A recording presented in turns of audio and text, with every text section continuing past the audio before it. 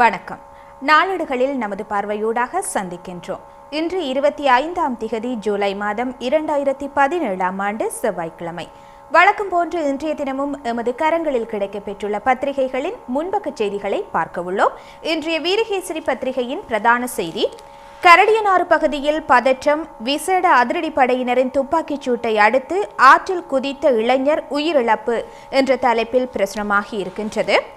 மட்டக்களப்பு கரடியனாறு முந்தன் குமாரவெளி ஆற்று பகுதியில் நேற்று திங்கட்கிழமை விசேட அதிரடிப்படையினர் மேற்கொண்ட துப்பாக்கிச் சூட்டை அடுத்து ஆற்றில் குதித்த இரு இளைஞர்களில் ஒருவர் பலியான சம்பவத்தை அடுத்து அந்த பகுதியில் பெரும் பதற்ற நிலை ஏற்பட்டது. சம்பவத்தை அடுத்து பொதுமக்கள் பெரும் ஆர்ப்பாட்டத்தில் ஈடுபட்டனர். இதனால் பொதுமக்களுக்கும் போலீசாருக்கும் இடையில் கடும் வாக்குவாதம் ஏற்பட்டதுடன் கைகலப்பும் இடம்பெற்றது என்று அந்த செய்தி பிரசுரமாகி இருக்கின்றது. யாழ் நீதிபதி இளஞ்செழியன் மீதான தாக்குதலை கண்டித்து வடக்கு கிழக்கில் சட்டத்தரணிகள் போராட்டம், நீதித்துறையின் சுதந்திரத்தில் தலையிட வேண்டாம் என்றும் கோஷம் என்ற தலைப்பிலான ஒரு செய்தியும் இன்றைய வீரகேசரி பத்திரிகையில் பிரசுரமாகி இருக்கின்றது. யாழ் மேல் நீதிமன்ற நீதிபதி இளஞ்செழியன் மீதான துப்பாக்கி பிரயோக சம்பவத்தை கண்டித்தும் நீதி விசாரணையினை வலியுறுத்தியும் வடக்கு கிழக்கு மாகாணங்களில் நேற்று சட்டத்தரணிகள் ஆர்ப்பாட்டத்தில் ஈடுபட்டனர். இதனால் நீதிமன்ற நடவடிக்கைகள் பாதிக்கப்பட்டிருந்தன என்று அந்த செய்தி பிரசுரமாகி இருக்கின்றது. 6வது சந்தேக நபரின் வீட்டுக்கு சென்று வித்யாவின் மூக்கு கண்ணாடியை மீட்டெடுத்தேன், வித்யா படுகொலை வழக்கில் போலீஸ் பரிசோதகர் நிஷாந்த சில்வா சாட்சியம் என்ற தலைப்பிலான செய்தியும் இன்றைய வீரகேசரி பத்திரிகையில் பிரசுரமாகி இருக்கின்றது. 6வது சந்தேக நபரின் கூற்றுக்கு இணங்க புங்குடுதீவில் உள்ள அவரது வீட்டுக்கு சென்று வித்யாவின் மூக்கு கண்ணாடியை மீட்டெடுத்தேன், மீட்கப்பட்ட மூக்கு கண்ணாடியை வித்யாவின் தாயாருக்கு காண்பித்தேன், அதனை பார்த்து அவர் அழ ஆரம்பித்து விட்டார், பின்னர் கண்ணாடி தன்னுடைய மகளினுடையது என்பதை உறுதிப்படுத்தினார் என குற்றப்புலனாய்வு திணைக்களத்தின் கூட்டு கொள்கை பிரிவின் பொறுப்பதிகாரி போலீஸ் பரிசோதகர் நிஷாந்த சில்வா தெரிவித்தார் என்று அந்த செய்தி பிரசுரமாகி இருக்கின்றது. நீதிபதி இளஞ்செழியனின் பாதுகாவலர்கள் மீது துப்பாக்கி பிரயோகம் செய்தவர் முன்னாள் புலி உறுப்பினர், கைது செய்ய 3 போலீஸ் குழுக்கள் களத்தில் என்ற தலைப்பிலான செய்தியும் இன்றைய வீரகேசரி பத்திரிகையின் முன்பக்கத்தில் பிரசுரமாகி இருக்கின்றது. யாழ் மேல் நீதிமன்ற நீதிபதி இளஞ்செழியனின் பாதுகாவலர் ஒருவரின் உயிரை பறித்து மற்றொருவருக்கு காயத்தை ஏற்படுத்திய துப்பாக்கிச் சூட்டு சம்பவத்துடன் தொடர்புடைய பிரதான சந்தேக நபர் தமிழீழ விடுதலை புலிகள் அமைப்பின் 8 வருடங்களாக இணைந்து செயற்பட்டு ஆயுத பயிற்சி பெற்றவர் என்பது விசாரணைகளில் தெரிய வந்துள்ளது. அத்துடன் போலீசாரால் தற்போது தேடப்பட்டு வரும் பிரதான சந்தேக நபர் ஏற்கனவே 2012ஆம் ஆண்டு கோப்பாய் பகுதியில் இடம்பெற்ற படுகொலை ஒன்றின் சந்தேக நபர் எனவும் அது தொடர்பில் அவர் பிணையில் இருந்து வருவது மேலதிக விசாரணைகளில் தெரிய வந்துள்ளதாக விசாரணைகளை முன்னெடுத்து வரும் சிறப்பு குழு ஒன்றின் உயர் அதிகாரி ஒருவர் தெரிவித்தார் என்று அந்த செய்தி 14ஆம் பக்கத்திற்கு விரிவாக செல்கின்றது. இவை இன்றைய வீரகேசரி பத்திரிகையில் முன்பக்கத்தில் இடம் பிடித்துள்ள முக்கிய செய்திகள். அடுத்து தினக்குரல் பத்திரிகையினை பார்க்கலாம். இன்றைய தினக்குரல் பத்திரிகையின் பிரதான செய்தி, சட்டவிரோத மணல் விவகாரம் மட்டக்களப்பிலும் துப்பாக்கிச் சூடு, அதிரடிப்படையினர் போலீசாருடன் பொதுமக்கள் மோதல் என்ற தலைப்பில் புகைப்படத்துடன் பிரசுரமாகி இருக்கின்றது. இதனை இன்றைய வீரகேசரி பத்திரிகையின் பிரதான செய்தியாக நாம் விரிவாக பார்த்திருந்தோம். இளைஞனின் மரணத்திற்கு விசேட அதிரடிப்படையினரே பொறுப்பு ஏற்க வேண்டும் என்ற தலைப்பிலான ஒரு செய்தியும் இன்றைய தினக்குரல் பத்திரிகையில் பிரசுரமாகி இருக்கின்றது. ஆற்றில் பாய்ந்த இளைஞனை காப்பாற்றுவதற்கு முற்பட்ட பொதுமக்களை விசேட அதிரடிப்படையினர் தடுத்ததன் காரணமாகவே அப்பகுதியில் மக்கள் கொந்தளித்ததாக கிழக்கு மாகாண சபையின் பிரதி தவிசாளர் பிரசன்ன இந்திரகுமார் தெரிவித்தார் என்று அந்த செய்தி பிரசுரமாகி இருக்கின்றது. அரசை கவிழ்த்து ஆட்சி அமைப்போம் பசில் கூறுகின்றார் என்ற தலைப்பிலான ஒரு செய்தி இன்றைய தினக்குரல் பத்திரிகையின் முன்பக்கத்தில் கட்டமிடப்பட்ட செய்தியாக பிரசுரமாகி இருக்கின்றது. தற்போதைய அரசாங்கத்தை கவிழ்த்து விரைவில் பொதுஜன முன்னணி கட்சி தலைமையிலான அரசாங்கத்தை அமைத்தே தீருவோம் என முன்னாள் அமைச்சர் பசில் ராஜபக்ஷ தெரிவித்துள்ளார் என்று அந்த செய்தி 10ஆம் பக்கத்திற்கு தொடர்ந்து செல்கின்றது. படையினருக்கு பெரும் அச்சுறுத்தல் மஹிந்த கூறுகின்றார் என்ற தலைப்பிலான செய்தியும் கட்டமிடப்பட்ட செய்தியாக பிரசுரமாகி இருக்கின்றது. காணாமல் போனோர் பற்றிய அலுவலகமானது நாட்டின் பாதுகாப்பு படைகளுக்கு அச்சுறுத்தலாக இருப்பதாக முன்னாள் ஜனாதிபதி மஹிந்த ராஜபக்ஷ எம்பி பௌத்த பீடங்களின் மகாநாயக்க தேரர்களுக்கு அறிவித்துள்ளார். மகாநாயக்க தேரர்களுக்கும் மகா சங்கத்தினருக்கும் நேற்று திங்கட்கிழமை எழுதியுள்ள திறந்த கடிதம் ஒன்றில் மஹிந்த ராஜபக்ஷ இவ்வாறு சுட்டிக்காட்டியுள்ளதாக அந்த செய்தி பிரசுரமாகி இருக்கின்றது. யாழ் சம்பவம் புலிகளின் ஆரம்பகால நிலை போல் உள்ளது. முன்னாள் ஜனாதிபதி மஹிந்த என்ற தலைப்பிலான ஒரு செய்தியும் இன்றைய தினக்குரல் பத்திரிகையின் முன்பக்கத்தில் கட்டமிடப்பட்ட செய்தியாக பிரசுரமாகி இருக்கின்றது. போலீஸ் அதிகாரி ஒருவரை சுட்டுக் கொல்லும் அளவுக்கு இன்று நாட்டில் சட்டமும் நிர்வாகமும் பலவீனமாகிவிட்டது என்பது பயங்கரமான நிலைமை ஒன்றென யாழ் மாவட்ட நீதிபதி இளஞ்செழியனின் பாதுகாப்பு உத்தியோகத்தர்களில் ஒருவர் உயிரிழக்கவும் மேலும் ஒருவர் காயமடையவும் காரணமாக அமைந்துள்ள துப்பாக்கிச்சூட்டு சம்பவம் தொடர்பில் முன்னாள் ஜனாதிபதி மஹிந்த ராஜபக்ஷ குறிப்பிட்டுள்ளார் என்று அந்த செய்தி பிரசுரமாகி இருக்கின்றது. இவை இன்றைய தினக்குரல் பத்திரிகையில் முன்பக்கத்தில் இடம் பிடித்துள்ள முக்கிய செய்திகள். அடுத்து சுடரொளி பத்திரிகையினை பார்க்கலாம். இன்றைய சுடரொளி பத்திரிகையின் பிரதான செய்தி, நீதிபதி இளஞ்செழியன் மீதான தாக்குதலுக்கு எதிராக வடக்கு முழுவதும் போராட்டங்கள் என்ற தலைப்பில் புகைப்படத்துடன் பிரசுரமாகி இருக்கின்றது. இதனை இன்றைய வீரகேசரி பத்திரிகையில் நாம் விரிவாக பார்த்திருந்தோம். நல்லூர் சம்பவம் தொடர்பில் அரசு விழிப்பாகவே இருக்க வேண்டும். விடுதலை புலிகள் உருவாகும் போது இப்படியான சம்பவங்களே நடந்ததாக மஹிந்த கூறுகின்றார் என்ற தலைப்பிலான ஒரு செய்தியும் இன்றைய சுடரொளி பத்திரிகையில் பிரசுரமாகி இருக்கின்றது. இதனை இன்றைய தினக்குரல் பத்திரிகையில் நாம் விரிவாக பார்த்திருந்தோம். உயிரிழந்த மெய் பாதுகாவலரின் பிள்ளைகளை கட்டி அணைத்து கதறி அழுதார் இளஞ்செழியன் என்ற தலைப்பிலான ஒரு செய்தியும் இன்றைய சுடரொளி பத்திரிகையில் இடம்பெற்றுள்ளது. துப்பாக்கிச் சூட்டில் உயிரிழந்த தனது மெய் பாதுகாவலரான போலீஸ் அதிகாரி சரத் ஹேமச்சந்திரவின் பிள்ளைகளை அணைத்து போலீஸ் அதிகாரியின் சடலம் முன்பாக யாழ் மேல் நீதிமன்ற நீதிபதி இளஞ்செழியன் அழுதுள்ளார் என்று அந்த செய்தி பிரசுரமாகி இருக்கின்றது. காணாமல் போனோர் அலுவலகம் அமைவதை தடுக்க களமிறங்குகின்றது கூட்டு எதிரணி. மஹிந்த தலைமையில் இன்று முக்கிய கூட்டம் என்ற தலைப்பிலான செய்தியும் கட்டமிடப்பட்ட செய்தியாக பிரசுரமாகி இருக்கின்றது. காணாமல் போனோர் அலுவலகத்தை அமைக்கும் சட்டத்தில் ஜனாதிபதி மைத்ரிபால சிறிசேன கையெழுத்திட்டுள்ள நிலையில் அதற்கு எதிராக நாடு பூராகவும் பிரசாரம் செய்வதற்கு கூட்டு எதிரணி தீர்மானித்துள்ளது. இது பற்றி ஆராய்ந்து அடுத்த கட்ட நடவடிக்கைகளை எடுப்பதற்காக கூட்டு எதிரணியின் நாடாளுமன்ற குழு கூட்டம் இன்று முற்பகல் 11:30 மணிக்கு நாடாளுமன்ற கட்டட தொகுதியில் நடைபெறவுள்ளது என்று அந்த செய்தி பிரசுரமாகி இருக்கின்றது.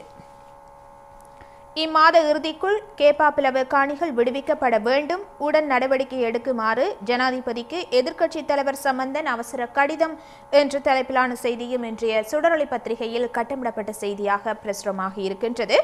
முல்லைத்தீவு மாவட்டத்தின் கேப்பாப்பிலவில் காணிகள் விடுவிக்கப்படும் என்று ஒரு மாதத்திற்கு முன்னர் ஜனாதிபதி மைத்ரிபால சிறிசேன வழங்கிய வாக்குறுதியை மீளவும் நினைவூட்டிய எதிர்க்கட்சித் தலைவர் சம்பந்தன் அந்த காணிகள் மாத இறுதிக்குள் விடுவிப்பதற்கு உடன் நடவடிக்கைகளை எடுக்குமாறும் கேட்டுக்கொண்டுள்ளார் என்று அந்த செய்தி பிரசுரமாகி இருக்கின்றது. அடுத்து இன்றைய தினம் எமது கரங்களில் கிடைக்கப்பெற்றுள்ள சிங்கள நாளேடான லங்காதீபவின் பிரதான செய்தியினை பார்க்கலாம். லங்காதீபவின் பிரதான செய்தி தொஸ்தர்லா தெல் ஸ்ட்ரைக் என்ற தலைப்பில் பிரசுரமாக இருக்கின்றது. வைத்தியர்களும் கனிய எண்ணெய் வள ஊழியர்களும் பணி பகிஷ்கரிப்பு என்பதே அந்த செய்தியாகும். இதனை இன்றைய தமிழ் பத்திரிகைகளில் நாம் விரிவாக பார்த்திருந்தோம். அடுத்து ஆங்கில நாளேடான டெய்லி மிரரின் பிரதான செய்தியினை பார்க்கலாம். டெய்லி மிரரின் பிரதான செய்தி அலோசியஸ் பெய்ட் ரவிஸ் rent house lease rental Anika Wijesuriya என்ற தலைப்பில் பிரசுரமாகி இருக்கின்றது. முன்னாள் நிதி அமைச்சரும் தற்போதைய வெளிவிவகார அமைச்சருமான ரவி கருணா நாயக்கவின் வாடகை வீட்டிற்கான வாடகை பணத்தை பெர்பச்சுவல் ட்ரெஷரிஸ் நிறுவனத்தின் தலைவர் அர்ஜுன் அலோசியஸ் செலுத்தியதாக ஜனாதிபதி ஆணைக்குழுவில் தெரிவிக்கப்பட்டுள்ளது என்பதே அந்த செய்தியின் விரிவாக்கமாகும். தொடர்ந்து இன்றைய பத்திரிகைகளில் வெளியாகியுள்ள ஆசிரியர் தலையங்கங்களில் எமது பார்வையினை செலுத்தலாம். இன்றைய வீரகேசரி பத்திரிகையின் ஆசிரியர் தலையங்கம் அதிகூடிய அதிகார பகிர்வை பெறுவதற்கு முயற்சிக்க வேண்டும் என்ற தலைப்பில் பிரசுரமாகி இருக்கின்றது.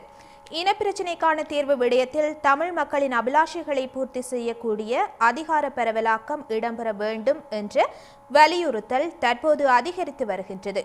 புதிய அரசியல் யாப்பை உருவாக்கும் விடயத்தில் இந்த விடயம் கவனத்தில் கொள்ளப்பட வேண்டியது அவசியம் என்று வடமாகாண முதலமைச்சர் சி.வி. விக்னேஸ்வரன் வலியுறுத்தியிருக்கின்றார். உண்மையில் தமிழ் மக்கள் 3 தசாப்த காலத்திற்கு மேலாக ஜனநாயக வழியிலும் 3 தசாப்த காலம் ஆயுத போராட்டத்தின் மூலமும் தமது உரிமைகளை பெறுவதற்காக தொடர்ந்தும் முயன்று வந்தனர். இவ்வாறு பெரும் போராட்டங்களை நடத்திய பின்னரும் இன்னமும் உரிய அரசியல் தீர்வை காண முடியாத நிலைமை உருவாகியுள்ளமை கவலை அளிக்கும் விடயமாகவே உள்ளது. எனவே இந்த விடயத்தில் தமிழ் தலைமைகள் ஒன்றிணைந்து அதிகூடிய அதிகார பரவலாக்கலை பெற்றுக்கொள்வதற்கான செயற்பாடுகளில் இறங்க வேண்டும் என்பதை சுட்டிக்காட்டி இன்றைய வீரகேசரி பத்திரிகையின் ஆசிரியர் தலையங்கம் பிரசுரமாகி இருக்கின்றது. அடுத்து தினக்குரல் பத்திரிகையின் ஆசிரியர் தலையங்கத்தினை பார்க்கலாம். இன்றைய தினக்குரல் பத்திரிகையின் ஆசிரியர் தலையங்கம் பெண்களுக்கு எதிராக அதிகரிக்கும் வன்முறைகள் என்ற தலைப்பில் பிரசுரமாகி இருக்கின்றது. பெண்கள் சிறுவர்களின் பாதுகாப்பை உறுதிப்படுத்தும் நடவடிக்கைகள் கடந்த காலத்தை விட ஆக்கப்பூர்வமான வகையில் முன்னெடுக்கப்படுவதாக வெளிப்பார்வைக்கு தென்படுகின்ற போதிலும் வீட்டு வன்முறைகள் உட்பட பெண்கள் சிறார்களுக்கு எதிரான வன் செயல்கள் கொடூரமான முறையில் அதிகரித்திருப்பதை தேசிய முகவர் அமைப்புகளின் புள்ளி விவரங்கள் வெளிப்படுத்துகின்றன. கடந்த வருடம் சிறுவர்களுக்கு எதிரான 9,000 வன்முறை சம்பவங்கள் பதிவு செய்யப்பட்டுள்ளன. சிறுவர்கள் மீதான பாலியல் துஷ்பிரயோகம் உட்பட பிள்ளைகள் மீதான துஷ்பிரயோகம் நாட்டில் அதிகரித்திருப்பது குறித்து ஐரோப்பிய பாராளுமன்றமும் சுட்டிக்காட்டியுள்ளது. மேற்கு நாடுகள் பலவற்றில் நள்ளிரவில் கூட பெண்கள் தனியாக நடமாடக்கூடிய சூழ்நிலை காணப்படுகின்றது.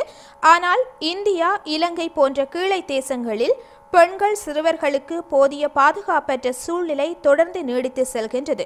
ஆண்களும் பெண்களும் சமமானவர்கள், சம உரிமையை கொண்டவர்கள் என்ற வார்த்தையிலும் ஏட்டிலும் கூறினால் மட்டும் போதாது, அதனை நடைமுறைப்படுத்துவதிலேயே பெண்களுக்கான பாதுகாப்பு அதிக அளவுக்கு உறுதிப்படுத்தப்படும் என்று இன்றைய தினக்குரல் பத்திரிகையின் ஆசிரியர் தலையங்கம் பிரசுரமாகி இருக்கின்றது. அடுத்து சுடரொளி பத்திரிகையின் ஆசிரியர் தலையங்கத்தினை பார்க்கலாம். மனித உரிமை மீறல் குற்றச்சாட்டுக்களை எதிர்நோக்குபவருக்கு பதவி நீடிப்பு ஏன் என்ற தலைப்பில் கேள்விக்குறியுடன் இன்றைய சுடரொளி பத்திரிகையின் ஆசிரியர் தலையங்கம் பிரசுரமாகி இருக்கின்றது. சர்வதேச சமூகத்தின் அறிக்கைகளில் குற்றம் சாட்டப்பட்ட ஒருவருக்கு 1 வருட காலத்துக்கு மீண்டும் பதவி நீடிப்பை வழங்கி மனித உரிமைகள் குறித்த அக்கறையை வெளிப்படுத்தியுள்ளது இலங்கை அரசு. இலங்கையின் உள்நாட்டு யுத்தம் மிக மூர்க்கமாக நடைபெற்று கொண்டிருந்த காலத்தில் தமிழ் மக்களை பெரும் அச்சத்தில் ஆழ்த்திய இலங்கையின் குற்ற புலனாய்வு பிரிவு மற்றும் பயங்கரவாத விசாரணை பிரிவுக்கு பொறுப்பாக பணியாற்றிய சிசிர மெண்டிஸுக்கே இலங்கையின் அமைச்சரவை பதவி நீடிப்பை வழங்கியுள்ளது. இதன் மூலம் கடந்த காலங்களில் குற்றங்களில் ஈடுபட்டவர்களுக்கு தாங்கள் சட்டத்தின் முன் நிறுத்தப்பட மாட்டோம் என்ற நம்பிக்கையை ஊட்டுகின்றது, அவர்களை மேலும் ஊக்குவிக்கின்றது நல்லாட்சி அரசு என்று இன்றைய சுடரொளி பத்திரிகையின் ஆசிரியர் தலையங்கம் வெளியாகியுள்ளது. அடுத்து இன்றைய பத்திரிகைகளில் வெளியாகியுள்ள மலையக செய்திகள் பக்கத்தில் எமது பார்வையினை செலுத்தலாம். இன்றைய வீரகேசரி பத்திரிகையின் மலையக செய்திகள் பக்கத்தில் திடமான தலைமைத்துவத்தின் ஊடாகவே சமூகத்திலும் தோட்டத்திலும் மாற்றங்களை ஏற்படுத்த முடியும், இலங்கை தொழிலாளர் காங்கிரஸ் தலைவர் முத்து சிவலிங்கம் தெரிவிப்பு என்ற தலைப்பிலான ஒரு செய்தி பிரசுரமாகி இருக்கின்றது. அடுத்து இன்றைய பத்திரிகைகளில் வெளியாகியுள்ள சர்வதேசம் மற்றும் இந்திய செய்திகள் பக்கத்தில் எமது பார்வையினை செலுத்தலாம். வீரகேசரி பத்திரிகையின் உலக செய்திகள் பக்கத்தில் ஆப்கானிஸ்தானின் தலைநகரில் தலிபான் தீவிரவாதிகள் தற்கொலை கார்குண்டு தாக்குதல், 30 பேர் உயிரிழப்பு என்ற தலைப்பிலான ஒரு செய்தி பிரசுரமாகி இருக்கின்றது. அதுபோன்று நீதித்துறை சீர்திருத்தங்களுக்கு எதிராக போலந்து ஜனாதிபதி மறுப்பாணை அதிகாரத்தை பிரயோகிப்பு என்ற தலைப்பிலான ஒரு செய்தியும், துருக்கிய நீதிமன்றத்தில் 17 ஊடகவியலாளர்களுக்கு எதிராக தீவிரவாத குற்றச்சாட்டு விசாரணை, 71 வயது பத்திரிகை தலைமை ஆசிரியரும் உள்ளடக்கம் என்ற தலைப்பிலான செய்தியும் பிரசுரமாகி இருக்கின்றது. அடுத்து இந்திய செய்திகள் பக்கத்தினை பார்க்கலாம். பாஜக எள் என்றால் எண்ணெயாக செயற்படும் எடப்பாடி திமுகவை பார்த்து திருந்த வேண்டும் என்ற தலைப்பிலான ஒரு செய்தி பிரசுரமாகி இருக்கின்றது. பாஜக எள் என்றால் எடப்பாடி பழனிசாமி எண்ணெயாக செயற்படுகின்றார் என்று திமுக செயல் தலைவரும் தமிழக சட்டப்பேரவை எதிர்க்கட்சித் தலைவருமான மு.க. ஸ்டாலின் தெரிவித்துள்ளார் என்று அந்த செய்தி பிரசுரமாகி இருக்கின்றது. அடுத்து யாழ் பிராந்திய பத்திரிகைகளான உதயன், வலம்புரி மற்றும் காலை கதிர் பத்திரிகைகளின் பிரதான செய்திகளை பார்க்கலாம். இன்றைய உதயன் பத்திரிகையின் பிரதான செய்தி, இடைக்கால அறிக்கையை நாடாளுமன்றக்கு முன்வைப்பதில் இழுபறி நீடிப்பு என்ற தலைப்பில் பிரசுரமாகி இருக்கின்றது.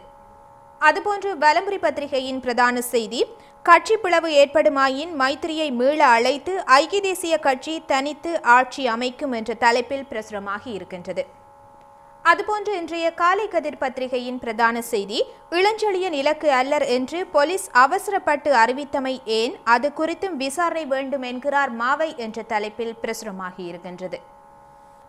நிறைவாக இன்றைய பத்திரிகைகளில் வெளியாகியுள்ள கேலி சித்திரங்களில் எமது பார்வையினை செலுத்தலாம். இன்றைய வீரகேசரி பத்திரிகையின் கேலி சித்திரம், நல்லாட்சி அரசை எந்த வகையில் குழப்பி புதிய ஆட்சி மாற்றத்தை உருவாக்க முடியும் என்ற சிந்தனையில் முன்னாள் ஜனாதிபதி மஹிந்த ராஜபக்ச செயற்படுகின்றார் என்பதை சித்தரிப்பதாக இன்றைய வீரகேசரி பத்திரிகையின் கேலி சித்திரம் அமைந்துள்ளது. அடுத்து தினக்குரல் பத்திரிகையின் கேலி சித்திரத்தினை பார்க்கலாம். இன்றைய தினக்குரல் பத்திரிகையின் கேலி சித்திரம் வடக்கில் துப்பாக்கி கலாச்சாரம் தலை தூக்கி உள்ளது என்பதை சித்தரிப்பதாக அமைந்துள்ளது. அண்மையில் யாழ் மாவட்ட மேல் நீதிமன்ற நீதிபதி இளஞ்செழியனின் வாகனத்தின் மீது மேற்கொள்ளப்பட்ட துப்பாக்கி பிரயோகத்தில் அவரது மெய்பாதுகாவலர் உயிரிழந்த சம்பவம் இங்கு நினைவு கூறத்தக்கது. இதுவரை இன்றைய தினம் இலங்கையில் வெளியாகி இருந்த தமிழ், சிங்கள மற்றும் ஆங்கில மொழி பத்திரிகைகளின் ஒரு கண்ணோட்டத்தினை பார்த்திருந்தோம்.